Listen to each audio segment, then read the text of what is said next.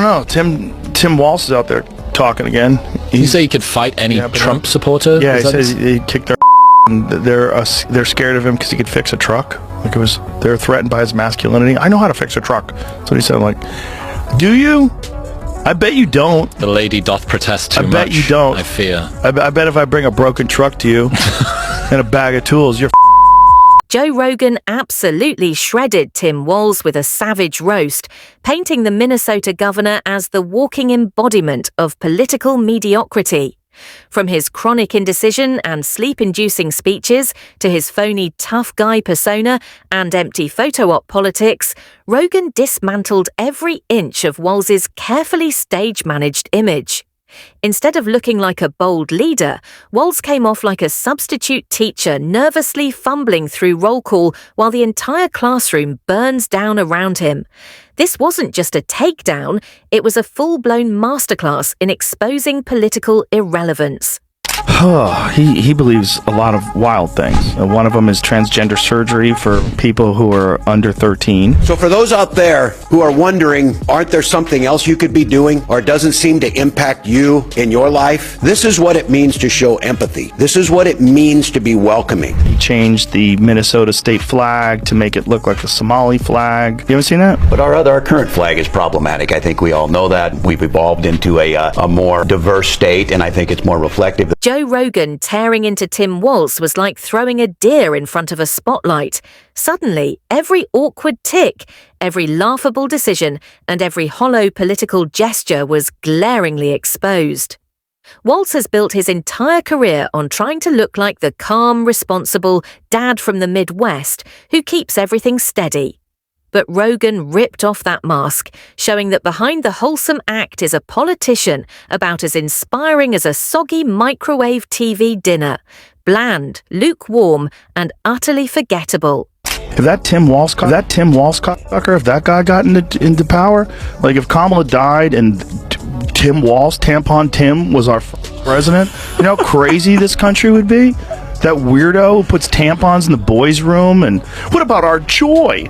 Like he's a complete pathological liar, like a complete liar. Lied about being in Tiananmen Square, lied about being a fucking head coach of a football team. If you're enjoying this video, don't forget to subscribe and hit the bell icon.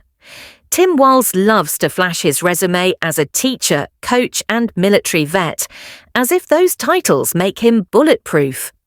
Rogan wasn't buying it. He shredded the notion that teaching high school geography somehow qualifies you to steer a state through chaos. Knowing the capital of Nebraska doesn't mean you can handle an economic collapse, and coaching football doesn't magically prepare you to lead millions through crisis. All it really proves is that you've yelled "hustle up" at a group of teenagers. Well, there's more than one thing, too, right? He said he was a head coach.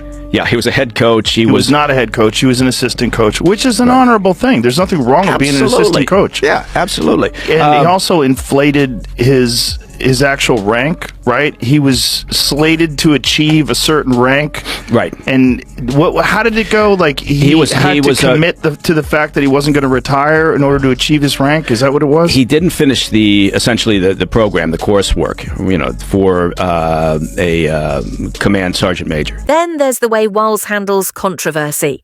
He's the kind of politician who tries to give long, thoughtful answers, but it comes off like a high school principal awkwardly explaining why Pizza Day had to be cancelled yet again.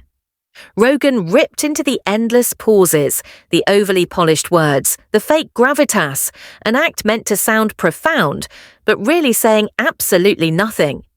Walz doesn't make bold decisions. He delivers speeches that feel like political wallpaper, bland, beige, forgettable, and guaranteed to make you zone out before he's even halfway through. But what does it look? Okay, but what does it look like now? That's what I was trying to get to. Okay, on the left is the Somali flag. On the right is the Minnesota state flag. Okay, same color as the Somali flag. A white star, a different white star in it, like the Somali flag. Very different than the original Minnesota flag. And there's the video down below that. That's when he changes it out. And when it comes to handling a crisis, Walz has the instincts of a man fumbling with his phone flashlight in a pitch-black basement. Rogan absolutely shredded his response during the 2020 Minneapolis chaos, pointing out how Walz somehow managed to disappoint everyone simultaneously, too slow, too indecisive, and far too concerned with looking like he had things under control while the entire situation burned to the ground. If real leadership is about stepping up, Walz's version looked more like stepping aside and praying no one noticed. Rogan compared it to watching someone try to extinguish a raging fire with a flimsy spray bottle of Fabuloso. Lots of motion, zero actual results. That's all it is, obviously. Obviously. There's video of Tim Walz Yeah. doing the exact same thing. Right.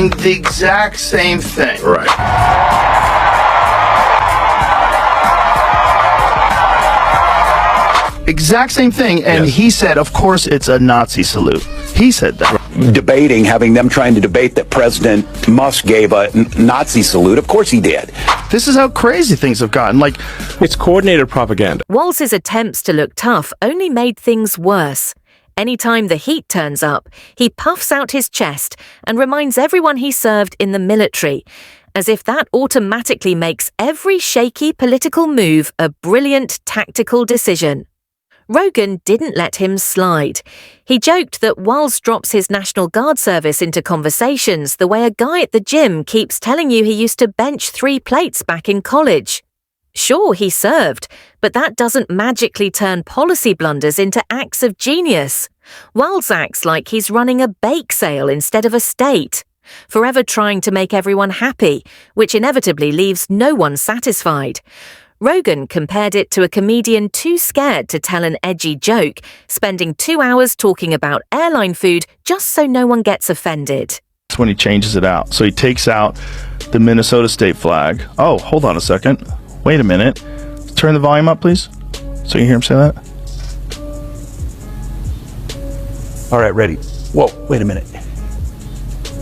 So he gets the flag, picks it up, moves it out of the way, and replaces it. Look at this.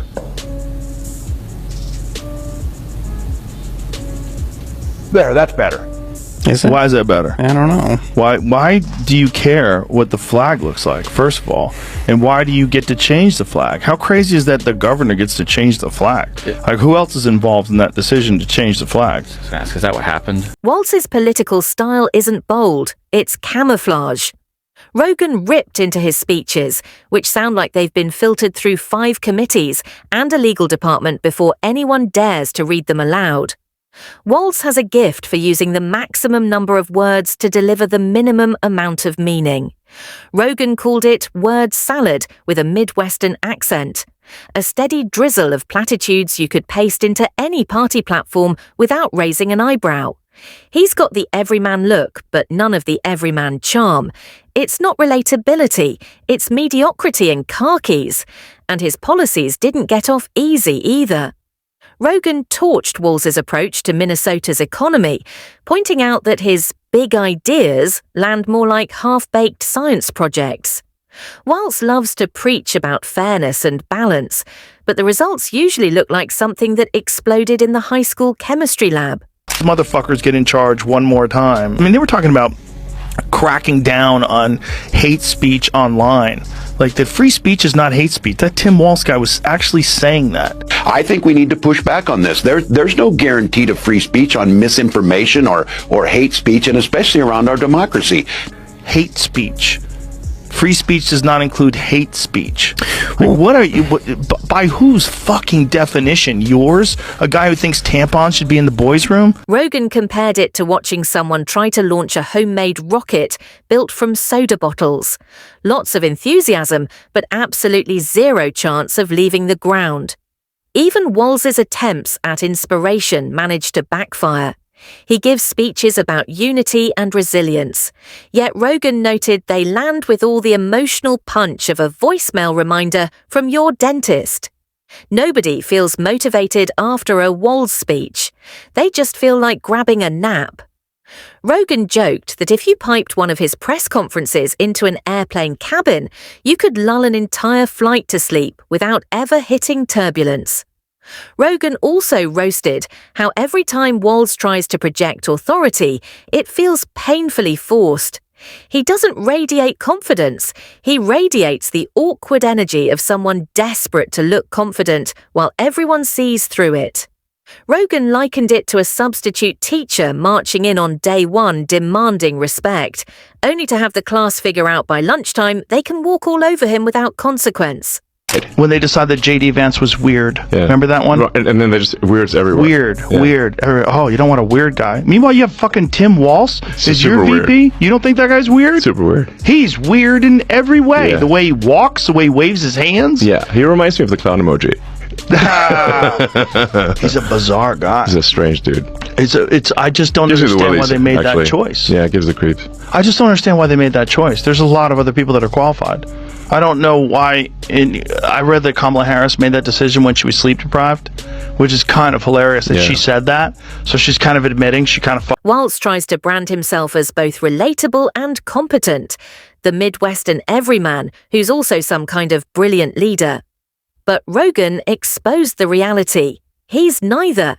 He's not relatable because real people don't talk in carefully scripted focus group platitudes, and he's not brilliant because truly capable leaders don't spend half their time explaining why they didn't act sooner. Walz somehow manages to be both forgettable and frustrating, a rare combination that Rogan roasted with brutal precision. By the time Rogan finished, Walz wasn't just roasted, he was flattened. Rogan went after his Olympic-level ability to dodge accountability, slipping into politician mode every time things went wrong. Instead of just admitting he blew it, Walz blames complex circumstances, as if complexity were a get-out-of-jail-free card. Rogan compared it to watching a kid explain why his homework isn't done. It's never his fault. It's always the pencil, the dog, or maybe even Mercury in retrograde. At some point, leadership isn't about excuses. It's about owning the mess you made.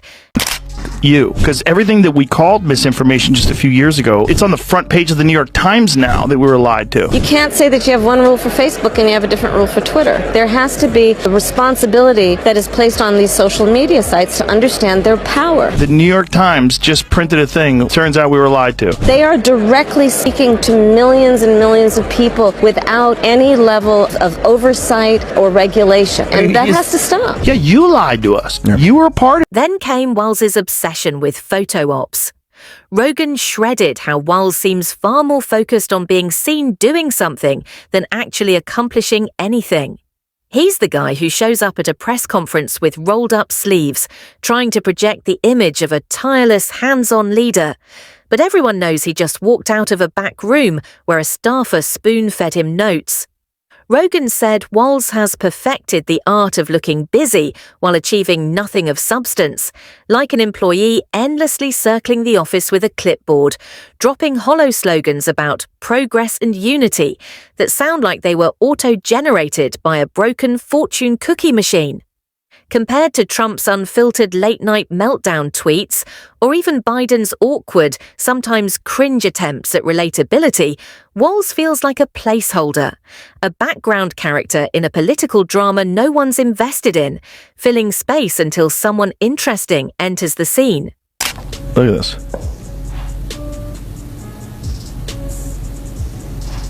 There, that's better. Is it? Why is that better? I don't know. Why do you care what the flag looks like, first of all? And why do you get to change the flag? How crazy is that the governor gets to change the flag? Like, who else is involved in that decision to change the flag? Is that what happened? I don't know.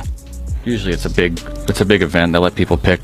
Rogan tore into Walz's constant effort to brand himself as balanced, as if refusing to take a stand were some kind of virtue.